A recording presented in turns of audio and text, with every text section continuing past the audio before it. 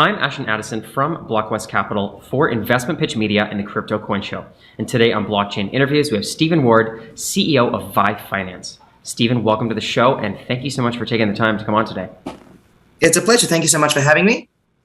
You're very welcome. Let's dive into the world of DeFi, but more specifically, DeFi and finance in the Cardano ecosystem, which is huge up-and-coming potential. I know a few of my smart friends that are already involved in it, but I feel like the mainstream really hasn't touched into it yet compared to at least in Ethereum and some of the main DeFi ecosystems.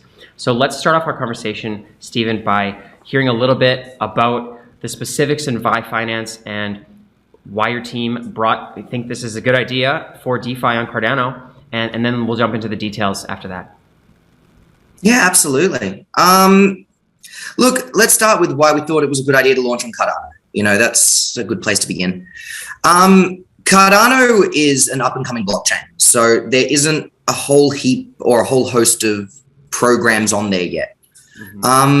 So we kind of saw an opportunity with a bit of an open market there to be able to insert ourselves and, you know, give utility which might have otherwise been lost on other blockchains. We are doing a few, world firsts, but we'll talk about that coming soon. And we didn't want them to be ignored or forgotten about because we're so covered with other projects on like Ethereum or on Avalanche or on any of the others. So it was really to give ourselves a point of difference, as well as to access more remote markets. Cardano is really focused on, third world, second world, up and coming Africa, South America, those sort of areas there. My background is in finance. I did spend a period as a financial advisor, in fact, as well, but mostly dealing in investments, right? And having come from investments, I know personally the damage that there is within this system and funneling all the money through to the top end of town, essentially. Yeah, exactly. So, and you've been, dealing with people in finance for a while as well. I'm sure you're quite aware. Definitely. So I saw Cardano as the perfect opportunity to sort of push these powerful tools to those that need it most, right? And I wanted to be part of that change. Great point, Stephen. And you're right. I've been following the Cardano ecosystem in terms of their developments in emerging economies as well. And I feel like Africa is one of those that's going to come from the bottom up to the top and sort of skip all of that middle infrastructure that was needed for the archaic internet and move straight into decentralized finance and financial inclusion for those who need it most, for those who don't have access to the traditional financial systems, and hopefully they don't need to get access to it because this is going to be even better. And that's exactly it. Yeah. So with that said, maybe you can talk a little bit more about VyFinance as a product and as a platform and what makes it different and how people that are looking for financial inclusion can capitalize on those products. Yeah, absolutely. So VyFinance is a suite or an ecosystem, really. It's not just any one product. We're launching a DEX fairly soon. So we're looking for that around May. That DEX is going to be a DEX in the classic sense. So we're going to have swaps, we're going to have farms, it's a DEX, swaps and farms. We are also going to include a bar. Now, have you ever heard of Sushi Swap? Yes. Yes. So Sushi Swap used to have their bar, but they actually did away with it. But that bar was essentially a distributive mechanism to allow a percentage of every swap that takes place is converted into VyFi, and then that VyFi is distributed to those that are keeping their VyFi at the bar. Now, what we've done to kind of expand our ecosystem, and that was the core of the idea, right, is that we've got this bar which is distributing income from our DEX, but we want to be able to expand that bar so we can give more upwards pressure to our token, right? Because the more VyFi that we're distributing, the more we're purchasing, the more upwards pressure we have. So from there, we added in, or we're constructing an auto harvester. Do you know what an auto harvester is? I think so, but I feel like we should definitely explain it for the audience. Absolutely. I was going to say. So an auto harvester is similar. Well, an existing platform would be, as an example, would be Yearn. So they're a current auto harvester. Essentially, they are where you get a strategy on the blockchain or a strategy in the world of decentralization, such as I will do 50% DAI, 50% Ethereum, right? And then we'll put that into liquidity pools for you. Users who then don't know how to manage the funds themselves across the blockchain are then, rather than having to manage themselves on a DEX, are able to just engage with that auto harvester, where they place their crypto into the auto harvester. We then take that and manage it on the blockchain for them and then distribute back to them the income that's earned. Wow. Now, this is where we've actually got our world first. We're doing something really rather different with our auto harvester. The way that most auto harvesters work now, all auto harvesters work now, not most, sorry, is they are set strategies. So someone, as the example that I just used, would have a strategy of an Ethereum DAI strategy, right? In our example, in our system, we're generating or building a neural net. Now, a neural net is an advanced form of AI, which essentially teaches itself the most optimal way to perform tasks. So it's used, a great example of it would be Watson, actually. Watson, who also was on Sale of the Century? It might have been, I can't remember which show. I think it was Sale of the Century, actually. But Watson essentially teaches itself how to identify cancers in medical patients, right? And then it looks at millions and millions and millions and millions of scans so that it can find the optimal situation which represents cancer based on those scans, right? We're going to be doing that for yield farming. So we're essentially building a neural net which teaches itself the optimal situation to place your funds to be able to optimize yield farming. Wow.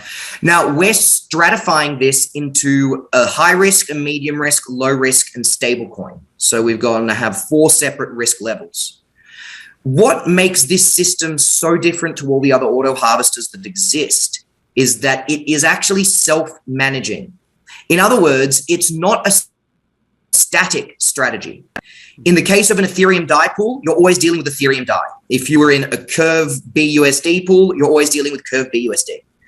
Our neural net's going to be analyzing the market and adjusting the positions in those pools real time based on current market conditions to optimize those risk levels based on what the risk the user wants to engage with, right? In that way, we're hoping to make the system safer and more consistent rather than having to rely on just a set strategy that's been created in the past. Definitely. Very cool. Now, most importantly, 15% of all the income that's made from the auto harvester gets distributed to our bar. So that means we're drawing in funds from across the Cardano ecosystem, taking 15% of them as the income from the auto harvester, converting them to VyFi, and then distributing to the holders of our token. So that's going to be creating a funnel where we're drawing in income from outside of the VyFi ecosystem and bringing it in, right? And that's really important. Most DEXs, and almost all DEXs, don't actually have any kind of funnel that brings in income from outside of their ecosystem. They're a closed loop, such as Pancake or such as Sushi Swap, such as I can go through lists for days. But yeah, we're trying to change that idea and turning it into rather a closed loop, turning it into an open loop, which accepts money from outside of itself. Incredible. A lot of great points there. With the auto harvesting, with being able to move strategies. One thing I'm curious about with this, and because we're talking about the Cardano ecosystem, and a lot of people that are using Ethereum, using Ether as the main asset. In this case, are you using Cardano's ADA coin, or are you also using other digital assets, or are you also using VyFi? Like, what are the main assets that people would use? We're principally going to be using ADA, and we're also going to be using the upcoming stablecoin on ADA called JED, which is being released by Coty. We actually announced our partnership with them just yesterday, I believe. It might have been the day before. Amazing. So, and JED's quite a large company. They're actually building their stablecoin in conjunction with IOHK. So we're kind of working with them now to try and figure out how exactly we're going to manage this. That's incredible, because I feel like people are looking for stablecoin alternatives. I've heard a lot about in the Luna ecosystem, UST and how the economic models differ from, USDT and USDC, the one that most people are using, and it's actually way better. So I'm actually looking forward to seeing more stablecoins and just the growth of the ecosystem in the Cardano platform. Yeah, exactly. Yeah. And the reality is that stablecoins are really important to be able to manage a DeFi, right? Yeah. If you don't have a safe option to be able to move your funds into a stable situation, the second stuff starts moving quickly, a lot of people panic and get out. So one of the most important things to stabilize DeFi as a whole is the option of a stablecoin, where you can quickly move your funds into something that's stable. Without that, DeFi doesn't function properly, right? Because you're always going to have these, well, not always, hopefully it does come down at some point in the future as the markets mature, but you are going to regularly have these swings that as a, an everyday user, not a large end investor, might not necessarily be comfortable for you. Definitely. Yeah. Now there is still one other part. Well, there's two other parts to our project actually. First, we've also got an NFT project that's that we've launched. Okay. Now our NFT, we actually won an award for the most utile NFT of 2021 from the CNFT Awards. So there was an awards for all NFTs on Cardano, and we were able to get one of the six. There were six. What are they called? Six awards that were given out. We won one of them. 6 categories. That's the word. And cool. From this, we actually allow users to farm using our NFT. So we were the first stakeable NFT on Cardano, and in doing this, we were able to really sort of give users an early option to engage with some DeFi-like tools prior to DeFi being properly launched on Cardano, which has been something that I'm very proud of. Incredible. Amazing. And then the last one, I should also add, 6% of all the royalties from our NFT are going to be distributed to our bar. And so far, there's been a total throughput of 860 or 870,000 ADA purchased on our NFT. Wow. So it is in the top 50 NFTs in terms of volume on all of Cardano.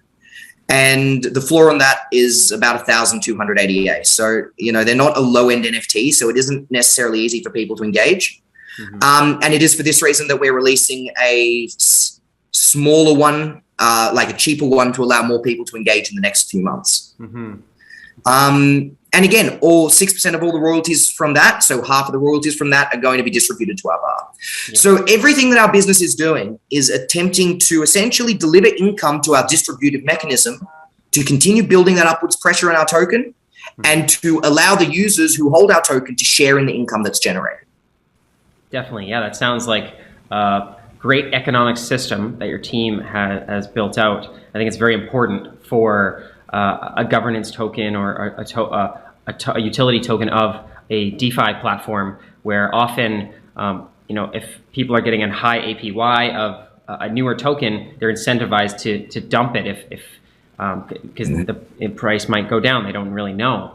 So from what I understand, with the bar, with VyFi holders that are also participating in the ecosystem are incentivized to hold it for longer, as your economic model is going to be burning and raising the floor price of VyFi. That's exactly it, right? So essentially we're trying to turn our token into a deflationary token because we're perpetually drawing income, pushing it in, and then delivering that income out to the users. So that means by holding VyFi, you'll have a natural rate of increase in the amount of VyFi you hold. Or you'll have the option to do so by staking it up. Very cool. And do people only stake it on VyFi.io, or how can they get involved in the platform? Well, actually, on as of 2 weeks' time, MinSwap, which is an upcoming DEX on Cardano, is launching a VyFi ADA farm. So very soon, you're going to be able to provide VyFi and ADA to the MinSwap DEX and farm Min, which isn't even our token, which is really cool to me. I can't believe that our token is going to be able to farm another token. Awesome. But you can also use VyFi to farm tokens natively on our app right now. So we've actually got token vaults where you can deposit VyFi and you can earn VyFi, Cardax, Flick. I'm definitely forgetting one or two. You can go to app.vyfi.io and you can see all of our staking options. Of course, it is flat staking. It's not pools, so the returns aren't, the 300% APY. We've got returns between 20 and 30%. But that's still compared, on the Cardano ecosystem, that's still very high compared to a lot of other pretty much any other project that's around. Definitely, and definitely compared to banks and traditional finance, you're astronomically higher as well. People Yes. need to be cautious about those high returns over 100% APY. You really have to be focused on your position and make sure that it's either everyone's going to get into it and it's going to go down, or it's too good to be true. Yeah, that's exactly it. And in fact, I've started calling those massive APYs, you see like 350%, 300, 400%. I've started calling them marketing APYs because they're really completely non-representative of what you're receiving. Yeah. And well, this all sounds great, Stephen. In fact, I was just going to ask you about the Cardano ecosystem. And, as you said, you're really bringing something different and expanding the ecosystem. And it sounds like the stablecoin is coming soon. And a lot of people don't know or aren't using DeFi on Cardano yet. Are you expecting others to follow along and continue growing up the ecosystem behind you? And is this really early stage for people that are looking for a new, better DeFi ecosystem? Yeah, I think it is still very early stages. So in Cardano, we have to deal with building the blockchain in a totally new language, Plutus, which is based on Haskell, which is in terms compared to Solidity, it's like going from, English to Arabic. It's just totally different. Now, as a result of that, we've had to design a lot of new things from the bottom up. And that takes a lot of time. A lot of these things aren't open source yet, which means they haven't become available to the general public. Or as I should say, the general public that is developers. Because, as an average everyday person, you're probably not going to be going to to be pulling GitHub repos. Yeah. So we're actually working with the Cardano DeFi Alliance, which is an alliance of about 10 to 15, 12 projects, I believe now, where we're getting together, and we're based on the research and the construction that we've done. We're trying to work out how we're going to open source it, how we're going to get this out to developers, and how we're going to create the educational material so that developers are able to start developing without the assistance of, well, I'm not going to say the assistance of IOHK, I should say in a manner that's more accessible to the average developer. Because at the moment, it's still very difficult to approach. Definitely. Well, it's now, I should add, go ahead. There are advantages to the actual design that they have. So the language itself is a lot safer. It's a lot more mathematically sound than Solidity. I won't go through the technicalities, but it is a lot harder to do a rug pull, for example, on Cardano. It's a lot harder to hack the system or hack a smart contract on Cardano, purely because there are, as simply as I can put it, the smart contracts have requirements that have to be met prior to the execution of the smart contract. Whereas in Solidity, the actual requisites are checked after you execute the transaction.